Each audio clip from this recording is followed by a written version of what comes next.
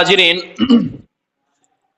আল্লাহ রাব্বুল আলামিন পবিত্র কালামুল্লাহ শরীফের ভিতরে ইরশাদ করেছেন, আন-নাবিয়্যু আওলা বিল মুমিনিনা মিন আনফুসিহিম ইলা আখিরিল আয়া। আল্লাহ রাব্বুল আলামিন বলেন, আন-নাবিয়্যু আওলা বিল মুমিনিনা মিন আনফুসিহিম, নবী আল্লাহর হাবিব রাসূলুল্লাহ সাল্লাল্লাহু আলাইহি ওয়াসাল্লাম মুমিনদের নিকটে তাদের নিজেদের জীবনের চেয়েও বেশি গুরুত্বপূর্ণ।